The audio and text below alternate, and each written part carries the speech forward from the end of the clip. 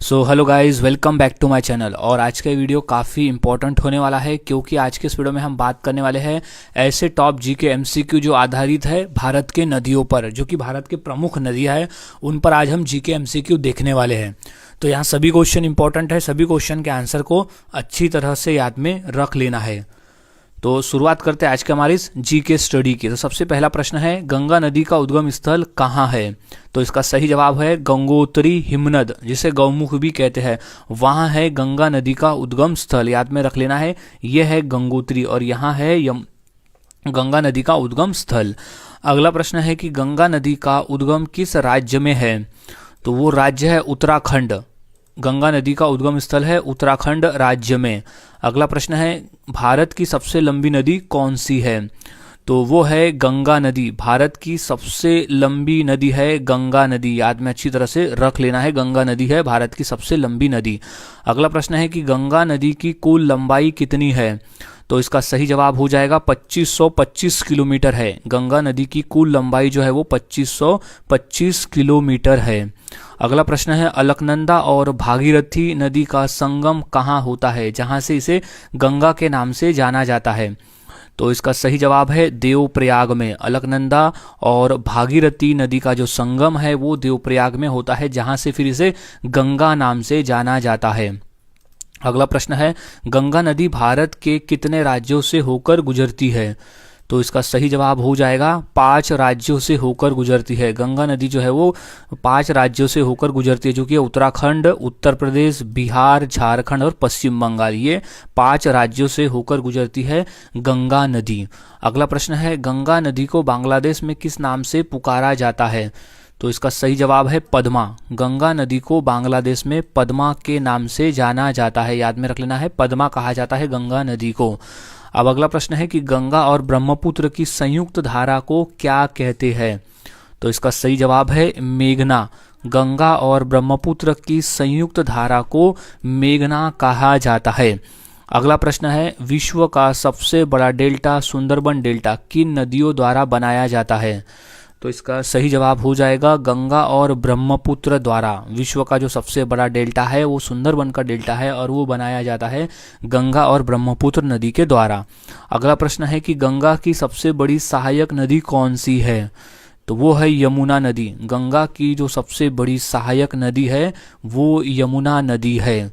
अगला प्रश्न है कि किस नदी को बिहार का शोक कहा जाता है, जो गंगा में आकर मिलती है?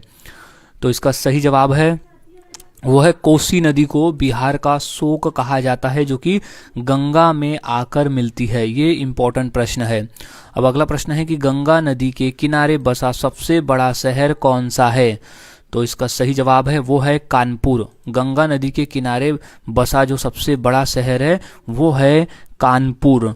अगला प्रश्न है, भारत सरकार द्वारा गंगा नदी को राष्ट्रीय नदी कब घोषित किया गया था? तो इसका सही जवाब हो जाएगा 2008 में भारत सरकार द्वारा गंगा नदी को राष्ट्रीय नदी घोषित किया गया था। इंपॉर्टेंट प्रश्न है, इसे याद में रख लेना है। नेक्स्ट क्वेश्चन है कि गंगा नदी में पाया जाने वाला कौन सा जीव भारत का राष्ट्रीय जलीय जीव है? तो इसका सही जवाब हो गंगा डॉल्फिन। गंगा डॉल्फिन जो कि गंगा नदी में पाया जाता है वो भारत का राष्ट्रीय जलीय जीव है। अब अगला प्रश्न है कि प्रसिद्ध टेहरी बांध किस नदी पर स्थित है? तो इसका सही जवाब है भागीरथी नदी पर स्थित है। प्रसिद्ध टेहरी बांध जो है वो भागीरथी नदी पर स्थित बांध है। अगला प्रश्न है कि गंगा नदी उत्तर प्रदेश के किस जिले में प्रवेश करती है? तो इसका सही जवाब है बिजनौर जिले में प्रवेश करती है। गंगा नदी जो है वो उत्तर प्रदेश के बिजनौर जिले में प्रवेश करती है। अगला प्रश्न है कि गंगा नदी पर बने फरगना बांध का निर्माण किस राज्य में किया गया है? तो वो पश्चिम बंगाल में किया गया है। गंगा नदी पर बने फरकना बांध जो है वो पश्चिम बंगाल में है। अगला प्रश्न है, गंगा की वह सहायक नदी जो दक्षिण से उत्तर की ओर बहती है, तो वो है सोन नदी। गंगा की वह सहायक नदी जो दक्षिण से उत्तर की ओर बहती है उसे सोन नदी कहते हैं। अगला प्रश्न है कि मंदाकिनी और अलकनंदा के संगम को क्या कहा जाता है? तो उसे रुद्रप्रयाग कहते हैं। मंदाकिनी और अलकनंदा के संगम को रुद्रप्रयाग कहा जाता है। अगला प्रश्न है, गंगा नदी मैदानी भाग में कहाँ प्रवेश करती है? तो वो हरिद्वार में प्रवेश करती है। गंगा नदी मैदानी भाग में हरिद्वार में प्रवेश करती है। अगला प्रश्न, नमामि गंगे परियोजना की शुरुआत कब हुई थी? तो वो हुई थी जून 2014 में हुई थी नमामि गंगे परियोजना की शुरुआत, याद में रख लेना है। अब अगला प्रश्न है कि यमुना नदी गंगा में कहाँ मिलती है? तो इसका सही जवाब है प्रयागराज में मिलती है। यमुना नदी गंगा में प्रयागराज में मिलती है, याद में रख लेना है। अब नेक्स्ट क्वेश्चन है कि पश्चिम बंगाल में गंगा नदी दो धाराओं में बढ़ जाती है, एक हुगली और दूसरी कौन सी है? तो दूसरी है भागीरथी। अगला प्रश्न है, भागीरथी और भिलंगना नदी के संगम पर कौन सा प्रसिद्ध बांध बना है? तो वो टिहरी बांध बना हुआ है भागीरथी और भिलंगना नदी के संगम पर। अगला प्रश्न है, गंगा नदी के किनारे स्थित प्रमुख शहर कौन सा है? तो वो है वाराणसी। गंगा नदी के किनारे बसा हुआ जो प्रमुख शहर है वो है वाराणसी। अगला प्रश्न है कि गंगा नदी भारत के बाद किस देश में जाती है? तो वो बांग्लादेश में जाती है। गंगा नदी भारत के बाद में बांग्लादेश में जाती है। अगला प्रश्न है, गंगा नदी का पौराणिक नाम क्या है? तो उसे भागीरथी भी कहते हैं, जानवी कहते हैं और मंदाकिनी नदी भी उसे कहते हैं। तो ऑप्शन नंबर हो जाएगा डी कि सभी नाम है पौराणिक नाम गंगा नदी के। अगला प्रश्न है कि गंगा नदी का संगम किस मेले के लिए प्रसिद्ध है? तो वो मेला है कुंभ मेला। गंगा नदी का जो संगम है वो कुंभ मेला के लिए प्रसिद्ध है। अगला प्रश्न है कि गंगा एक्शन प्लान किस वर्ष शुरू किया गया था? तो वो था 1985 में शुरू किया गया था गंगा एक्शन प्लान। अगला प्रश्न है, गंगा नदी कहाँ जाकर समाप्त होती है? तो वो है बंगाल की खाड़ी में। गंगा नदी बंगाल की खाड़ी में जाकर समाप्त होती है। अगला प्रश्न है, अब ब्रह्मपुत्र नदी पर आधारित जीके एमसीक्यू देखते हैं। तो ब्रह्मपुत्र नदी का उद्गम कहाँ से होता है? तो वो है चेमा युगडुंग हिमनद से होता है ब्रह्मपुत्र नदी का उद्गम। तो ये है, यहाँ से हुआ है ब्रह्मपुत्र नदी का उद्गम। अगला प्रश्न है कि ब्रह्मपुत्र नदी को तिब्बत में किस नाम से जाना जाता है? तो उसे तांगपो नाम से जानते हैं ब्रह्मपुत्र नदी को तिब्बत में। अगला प्रश्न है कि ब्रह्मपुत्र नदी भारत में किस राज्य में प्रवेश करती है? तो वो अरुणाचल प्रदेश में प्रवेश करती है। ब्रह्मपुत्र नदी अरुणाचल प्रदेश में प्रवेश करती है। अगला प्रश्न है, ब्रह्मपुत्र नदी का भारत में प्रवेश करते समय नाम क्या होता है? तो उसे दिहांग कहते हैं। ब्रह्मपुत्र नदी जब भारत में प्रवेश करती है तो उसे दिहांग कहा जाता है। अब अगला प्रश्न है कि ब्रह्मपुत्र नदी किन 3 देशों से होकर बहती है? तो पहला है चीन, फिर भारत और बांग्लादेश। ये 3 देशों से होकर बहती है ब्रह्मपुत्र नदी। अगला प्रश्न है कि ब्रह्मपुत्र नदी का डेल्टा किस नदी के साथ मिलकर बनता है? तो वो बनता है गंगा नदी के साथ में बनकर। ब्रह्मपुत्र नदी का जो डेल्टा है वो गंगा नदी के साथ में मिलकर बनता है। अगला प्रश्न है कि ब्रह्मपुत्र नदी की कुल लंबाई कितनी है? तो इसका सही जवाब है 2900 किलोमीटर है ब्रह्मपुत्र नदी की कुल लंबाई। अगला प्रश्न है, ब्रह्मपुत्र नदी के तट पर प्रसिद्ध द्वीप कौन सा है? तो इसका सही जवाब हो जाएगा माजुली। ब्रह्मपुत्र नदी के तट पर प्रसिद्ध द्वीप है माजुली द्वीप। अगला प्रश्न है कि माजुली द्वीप किस राज्य में स्थित है? तो वो स्थित है असम राज्य में। माजुली द्वीप जो है वो असम राज्य में स्थित है। अगला प्रश्न है कि ब्रह्मपुत्र नदी बांग्लादेश में किस नाम से जानी जाती है? ये मोस्ट इम्पॉर्टेंट प्रश्न है। सो इसका सही जवाब हो जाएगा जमुना नाम से। ब्रह्मपुत्र नदी जो है वो बांग्लादेश में जमुना नाम से जानी जाती है। अब अगला प्रश्न है कि ब्रह्मपुत्र नदी किस महासागर में गिरती है? तो वो है बंगाल की खाड़ी में गिरती है। ब्रह्मपुत्र नदी जो है वो बंगाल की खाड़ी में गिरती है। अगला प्रश्न है, ब्रह्मपुत्र नदी की प्रमुख सहायक नदी कौन सी है? तो इसका सही जवाब हो जाएगा सुबरसिनी नदी। ये है ब्रह्मपुत्र नदी की प्रमुख सहायक नदी, ये है सुबरसिनी नदी, जो कि ब्रह्मपुत्र नदी वाली है और इसकी ये सहायक नदी है। अगला प्रश्न है कि ब्रह्मपुत्र नदी का मैदान किस राज्य में प्रसिद्ध है? तो वो असम राज्य में प्रसिद्ध है ब्रह्मपुत्र का मैदान। अगला प्रश्न है ब्रह्मपुत्र नदी के किनारे स्थित प्रमुख शहर कौन सा है? तो वो है गुवाहाटी। ब्रह्मपुत्र नदी के किनारे स्थित जो प्रमुख शहर है वो है गुवाहाटी, जो कि असम की राजधानी है। अगला प्रश्न है कि ब्रह्मपुत्र नदी का जल प्रवाह किस राज्य में सबसे चौड़ा है? तो वो असम राज्य में सबसे चौड़ा है। ब्रह्मपुत्र नदी का जो जल प्रवाह है वो असम राज्य में सबसे चौड़ा है। अगला प्रश्न है ब्रह्मपुत्र नदी का संगम गंगा से कहाँ होता है? तो वो होता है बांग्लादेश में। ब्रह्मपुत्र नदी का जो संगम है वो बांग्लादेश में होता है। अगला प्रश्न है कि ब्रह्मपुत्र नदी का प्रमुख पुल कौन सा है? तो सही जवाब है वो है भूपेन हजारिका सेतु। ब्रह्मपुत्र नदी का जो प्रमुख पुल है वो है भूपेन हजारिका सेतु। अगला प्रश्न है कि ब्रह्मपुत्र नदी के किनारे कौन सा राष्ट्रीय उद्यान है? तो वो है काजीरंगा नेशनल पार्क। काजीरंगा राष्ट्रीय उद्यान है ब्रह्मपुत्र नदी के किनारे। अगला प्रश्न है कि ब्रह्मपुत्र नदी का प्रवाह भारत में किस दिशा में होता है? तो वो होता है पश्चिम से पूर्व में। ब्रह्मपुत्र नदी का जो प्रवाह है वो पश्चिम से पूर्व में होता है। अगला प्रश्न है कि ब्रह्मपुत्र नदी के किनारे कौन सा प्रसिद्ध मंदिर है? तो सही जवाब है वो है कामाख्या का मंदिर। ब्रह्मपुत्र नदी के किनारे स्थित है कामाख्या मंदिर। अगला प्रश्न है गोदावरी नदी पर आधारित। सबसे पहला प्रश्न है कि गोदावरी नदी का उद्गम कहाँ से होता है? तो वो होता है त्र्यंबकेश्वर से। गोदावरी नदी का जो उद्गम है वो होता है त्र्यंबकेश्वर से। अगला प्रश्न है कि गोदावरी नदी का उद्गम किस राज्य में है? तो वो है महाराष्ट्र राज्य में। गोदावरी नदी का जो उद्गम है वो महाराष्ट्र राज्य में है। अगला प्रश्न है कि गोदावरी नदी को किस नाम से जाना जाता है?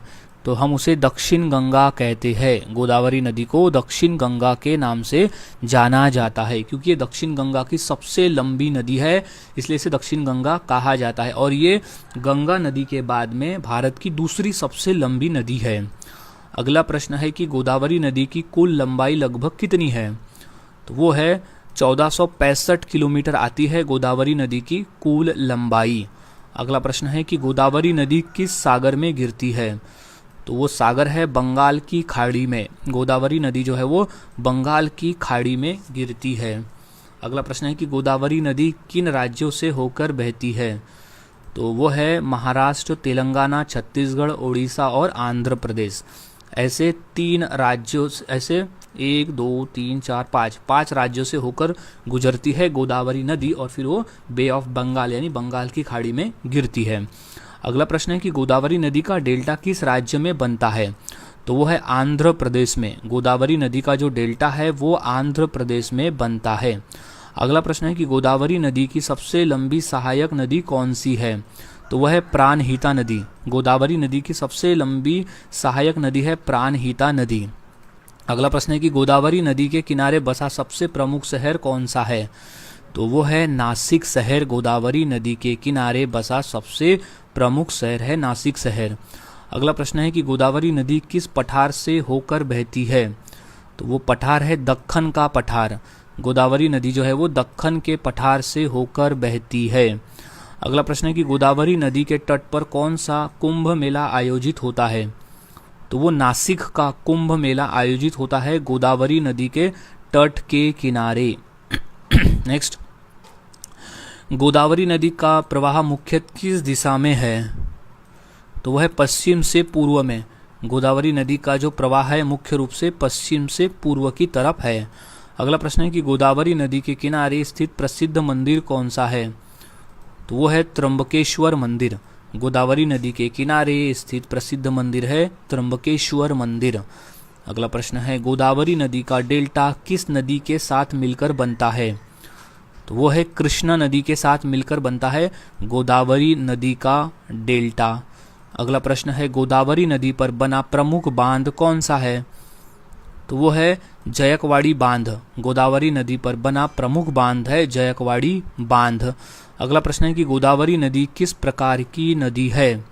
तो वह है प्रायद्वीपीय नदी। गोदावरी नदी जो है वो प्रायद्वीपीय नदी है। अगला प्रश्न है गोदावरी नदी भारत की कौन सी सबसे लंबी नदी है? तो वो दूसरे नंबर पर है। गोदावरी नदी जो है वो दूसरे नंबर की भारत की सबसे लंबी नदी है। अब बात करें है कावेरी नदी पर आधारित प्रश्न। तो कावेरी नदी का जो उद्गम कहाँ से होता है तो वो होता है ब्रह्मगिरी पहाड़ी से। कावेरी नदी का जो उद्गम है वो ब्रह्मगिरी की पहाड़ी से होता है। अगला प्रश्न है कि कावेरी नदी का उद्गम किस राज्य में है? तो वो राज्य है कर्नाटक राज्य में। कावेरी नदी का जो उद्गम है वो कर्नाटक राज्य में है। यहाँ से कर्नाटक राज्य से फिर ये तमिलनाडु में जाकर फिर ये बंगाल की खाड़ी में गिरती है। अगला प्रश्न है कि कावेरी नदी किस सागर में मिलती है? तो वो सागर है बंगाल की खाड़ी। कावेरी नदी जो है वो बंगाल की खाड़ी में जाकर गिरती है। अगला प्रश्न है कि कावेरी नदी की कुल लंबाई लगभग कितनी है? तो वो है 800 किलोमीटर की। कावेरी नदी की कुल लंबाई जो है वो 800 किलोमीटर की है। अगला प्रश्न है कि कावेरी नदी किन राज्यों से होकर बहती है? तो इसका सही जवाब है कर्नाटक और तमिलनाडु से होकर बहती है कावेरी नदी। जहां उद्गम है कर्नाटक में और ये फिर तमिलनाडु से होते हुए पश्चिम बंगाल की खाड़ी में गिरती है। अगला प्रश्न है कि कावेरी नदी पर बना प्रसिद्ध जलप्रपात कौन सा है? तो वो है शिव समुद्रम जलप्रपात। कावेरी नदी पर बना प्रसिद्ध जलप्रपात है शिव समुद्रम जलप्रपात। अगला प्रश्न है कावेरी नदी किस पर्वत श्रृंखला से निकलती है? तो वो पश्चिमी घाट से निकलती है। कावेरी नदी जो है वो पश्चिमी घाट से निकलती है। अगला प्रश्न है कावेरी नदी का डेल्टा किस राज्य में बनता है? तो वो तमिलनाडु राज्य में बनता है। कावेरी नदी का जो डेल्टा है वो तमिलनाडु राज्य में बनता है। अगला प्रश्न है कावेरी नदी पर बना प्रसिद्ध बांध कौन सा है? तो वह है कृष्णराज सागर बांध। कृष्णराज सागर बांध जो है वो कावेरी नदी पर बना बांध है। ये है कृष्ण सागर बांध जो कि कर्नाटका राज्य में स्थित है। अब अगला प्रश्न है कि कावेरी नदी के तट पर स्थित प्रसिद्ध मंदिर कौन सा है? तो वह श्री रंगनाथ स्वामी मंदिर। कावेरी नदी के तट पर स्थित प्रसिद्ध मंदिर है श्री रंगनाथ स्वामी मंदिर। अगला प्रश्न है कावेरी नदी पर बना मेत्तूर बांध किस राज्य में है? तो वो है तमिलनाडु राज्य में। कावेरी नदी पर बना मेत्तूर बांध जो है वो तमिलनाडु राज्य में है, जो कि ये है मेत्तूर बांध, मेत्तूर रिजर्वायर जो कि स्थित है तमिलनाडु राज्य में।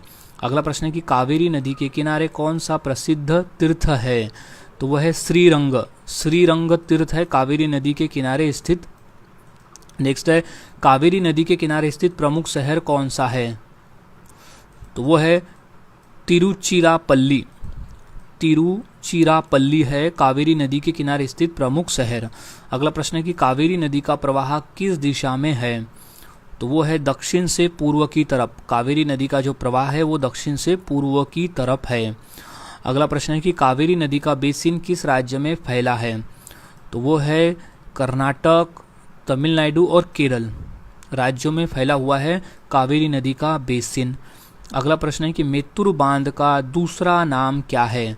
तो उसे स्टेनली जलाशय भी कहते हैं। मेत्तूर बांध को स्टेनली जलाशय भी कहा जाता है।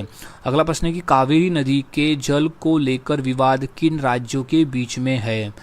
तो वो है कर्नाटक और तमिलनाडु में। कावेरी नदी के जल को लेकर जो विवाद है वो कर्नाटक और तमिलनाडु के बीच में है।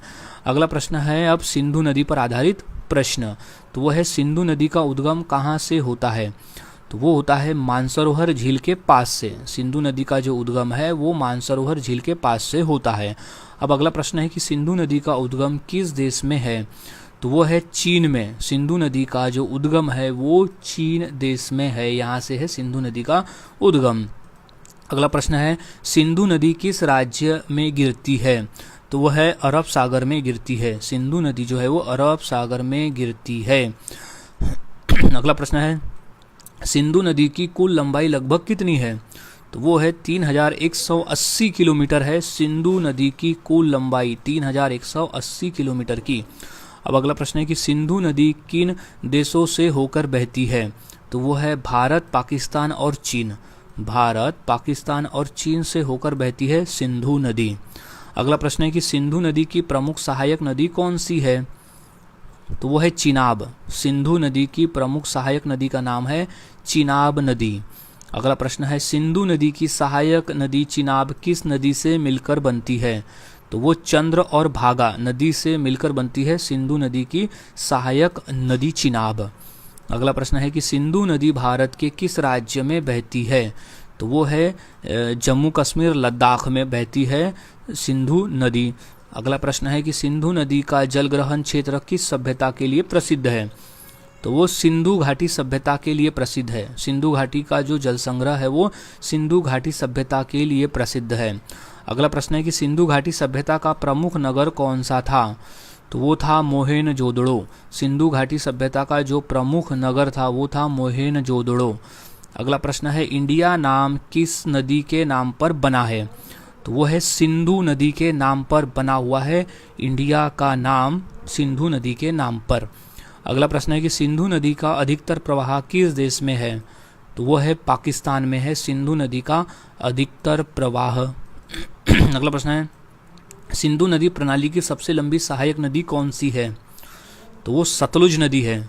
सिंधु नदी की सबसे लंबी सहायक नदी है सतलुज नदी। अगला प्रश्न है कि सिंधु नदी के जल बंटवारे से संबंधित संधि कौन सी है? तो वो है सिंधु जल संधि। सिंधु नदी के जल बंटवारे से संबंधित संधि है सिंधु जल संधि। अगला प्रश्न है कि सिंधु जल संधि कब हुई? तो वो हुई थी 1960 में, 1960 में हुई थी सिंधु जल संधि।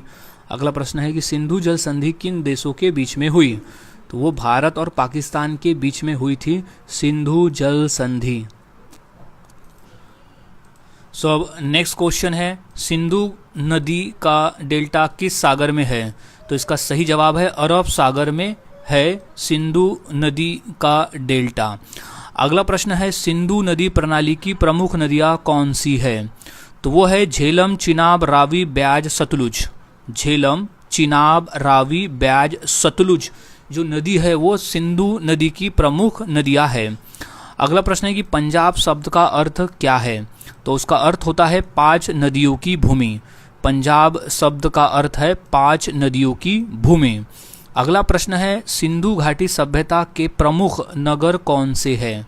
तो वो है हड़प्पा और मोहेनजोदड़ो। सिंधु घाटी सभ्यता के जो प्रमुख नगर है वो है हड़प्पा और मोहेनजोदड़ो। अगला प्रश्न है अब यमुना नदी पर आधारित। सो यमुना नदी का जो उद्गम कहाँ से होता है? तो इसका सही जवाब है यमुनेत्री ग्लेशियर से होता है। यमुना नदी का जो उद्गम है वो यमुनेत्री ग्लेशियर से होता है। अगला प्रश्न है कि यमुना नदी का उद्गम कहाँ से होता है यानी किस राज्य से होता है? तो वो उत्तराखंड से होता है यमुना नदी का उद्गम। अगला प्रश्न है यमुना नदी किस नदी की प्रमुख सहायक नदी है?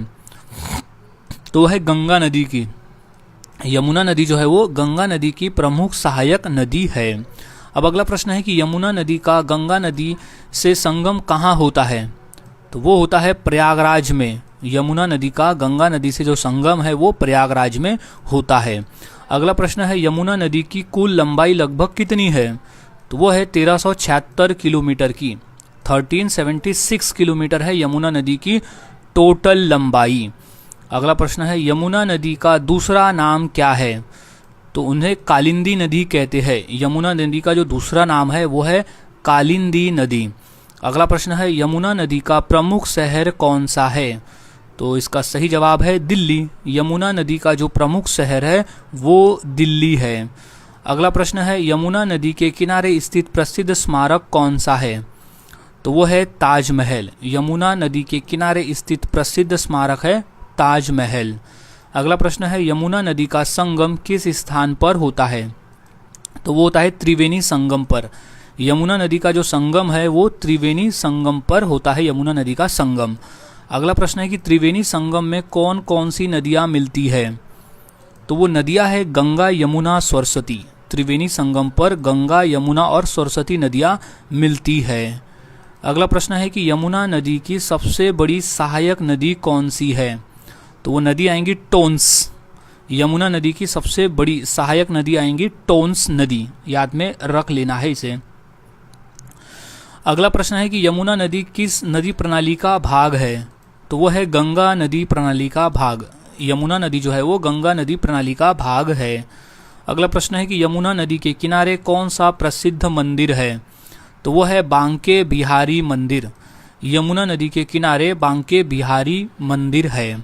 अगला प्रश्न है यमुना नदी के किनारे कौन सा प्रसिद्ध किला है? तो वो है आगरा का किला। यमुना नदी के किनारे जो है वो आगरा किला स्थित है। अगला प्रश्न है कि यमुना नदी की कुल लंबाई लगभग कितनी है? तो वो है 1376 किलोमीटर है। यमुना नदी की कुल लंबाई जो है वो 1376 किलोमीटर की है। अगला प्रश्न है कि यमुना नदी का उद्गम किस ग्लेशियर से होता है? तो वो होता है यमुनेत्री ग्लेशियर से। यमुना नदी का जो उद्गम है वो होता है यमुनेत्री ग्लेशियर से। अगला प्रश्न है नर्मदा नदी पर आधारित प्रश्न। अब हम देखने वाले हैं नर्मदा नदी पर। तो नर्मदा नदी का जो उद्गम कहाँ से होता है?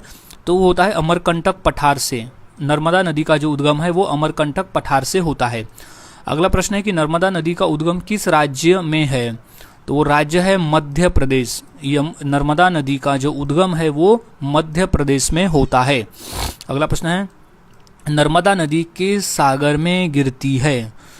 तो इसका सही जवाब हो जाएगा वो अरब सागर में गिरती है। नर्मदा नदी जो है वो अरब सागर में गिरती है। अगला प्रश्न है नर्मदा नदी की कुल लंबाई लगभग कितनी है? तो वो है 1312 किलोमीटर है नर्मदा नदी की कुल लंबाई। अगला प्रश्न है नर्मदा नदी किन राज्यों से होकर बहती है? तो वो मध्य प्रदेश, महाराष्ट्र और गुजरात। मध्य प्रदेश, महाराष्ट्र और गुजरात से होकर बहती है नर्मदा नदी। अगला प्रश्न है कि नर्मदा नदी के किनारे स्थित प्रसिद्ध शहर कौन सा है? तो वो है जबलपुर। नर्मदा नदी के किनारे स्थित है जबलपुर शहर। नेक्स्ट क्वेश्चन है नर्मदा नदी के किनारे स्थित प्रसिद्ध जलप्रपात कौन सा है? तो इसका सही जवाब है धुआंधार जलप्रपात। नर्मदा नदी के किनारे जो स्थित जलप्रपात है वो है धुआंधार जलप्रपात। अगला प्रश्न है धुआंधार जलप्रपात किस शहर के पास में है? तो इसका सही जवाब हो जाएगा जबलपुर। धुआंधार जलप्रपात जो है वो जबलपुर शहर के पास में है। अगला प्रश्न है नर्मदा नदी किस पर्वत श्रृंखला के बीच रहती है? तो विंध्य और सतपुड़ा पर्वत के बीच में रहती है नर्मदा नदी। अगला प्रश्न है नर्मदा नदी की प्रमुख सहायक नदी कौन सी है? तो सही जवाब हो जाएगा वो है तवा नदी। तवा नदी जो है वो नर्मदा नदी की प्रमुख सहायक नदी है। अगला प्रश्न है नर्मदा नदी के किनारे कौन सा प्रसिद्ध मंदिर है? तो वो है ओमकारेश्वर मंदिर। नर्मदा नदी के किनारे ओमकारेश्वर मंदिर है। इंपॉर्टेंट प्रश्न है, इसे अच्छी तरह से याद में रख लेना है। अगला प्रश्न है नर्मदा नदी के किनारे स्थित प्रसिद्ध संगमरमर की घाटी कहाँ है? तो वो है भेड़ा घाट में। नर्मदा नदी के किनारे जो प्रसिद्ध संगमरमर की घाटी है वो है भेड़ा घाट में। अगला प्रश्न है नर्मदा नदी किस प्रकार की घाटी बनाती है? तो एक रिफ्ट घाटी बनाती है। नर्मदा नदी जो है वो एक रिफ्ट घाटी बनाती है। अगला प्रश्न है नर्मदा नदी का दूसरा नाम क्या है? तो वह है रेवा नदी। नर्मदा नदी को रेवा नदी भी कहते हैं। अगला प्रश्न है नर्मदा नदी का प्रमुख बांध कौन सा है? तो सही जवाब है वो है सरदार सरोवर बांध। नर्मदा नदी का प्रमुख बांध है सरदार सरोवर बांध। अगला प्रश्न है अब सतलज नदी पर आधारित क्वेश्चंस। तो सतलज नदी का उद्गम कहाँ से होता है? तो वो होता है मानसरोवर झील के पास से। सतलज नदी का जो उद्गम है वो मानसरोवर झील के पास से होता है। अगला प्रश्न है कि सतलज नदी का उद्गम किस देश में है? तो वो है चीन में, जो कि तिब्बत में है सतलुज नदी का उद्गम। अगला प्रश्न है सतलुज नदी किस नदी की सहायक नदी है? तो वो है सिंधु नदी की सहायक नदी है सतलज नदी। याद में रख लेना है सिंधु नदी की सहायक नदी है। तो ये होती है सिंधु नदी और ये है सतलज नदी और इसकी सहायक नदी है। अगला प्रश्न है सतलज नदी की कुल लंबाई लगभग कितनी है? तो इसका सही जवाब है 1450 किलोमीटर है टोटल सतलज नदी की कुल लंबाई। अगला प्रश्न है सतलज नदी भारत में किस राज्य में प्रवेश करती है? तो वो है हिमाचल प्रदेश में। सतलज नदी जो है वो हिमाचल प्रदेश में प्रवेश करती है। अगला प्रश्न है सतलज नदी किस सागर के सागर में गिरती है? तो वो अरब सागर में गिरती है। सतलज नदी जो है वो अरब सागर में गिरती है। अगला प्रश्न है सतलज नदी का पुराना नाम यानी प्राचीन नाम क्या है?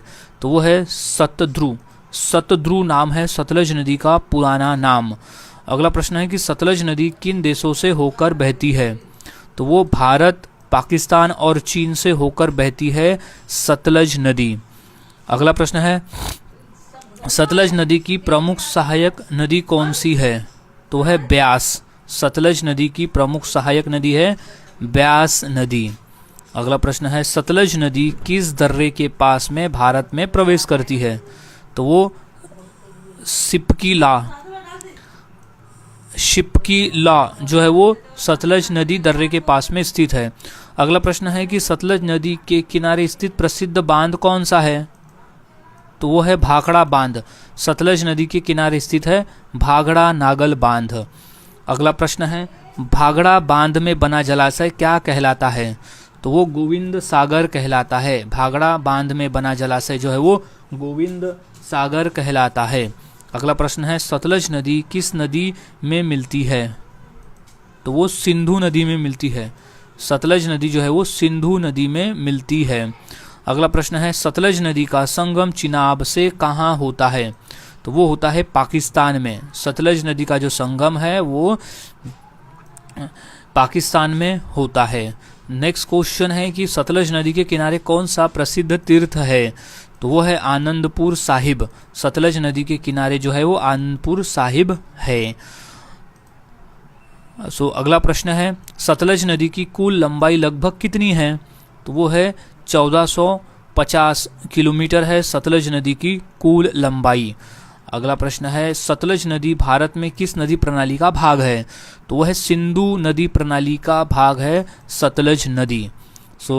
गाइज आज हमने नदियों पर आधारित क्वेश्चन आंसर देखे जो काफ़ी इंपॉर्टेंट है पेपर के पॉइंट ऑफ व्यू। तो यहाँ सभी क्वेश्चन के आंसर को अच्छी तरह से याद में रख लेना है क्योंकि सभी क्वेश्चन पेपर में आए हुए हैं। मिलता हूँ ऐसे ही और नए जी के क्वेश्चंस के साथ अगले वीडियो में। तब तक के लिए चैनल के साथ बने रहे, वीडियोस को देखते रहे और इसी तरह से रोज़ाना जीके की प्रैक्टिस करते रहे।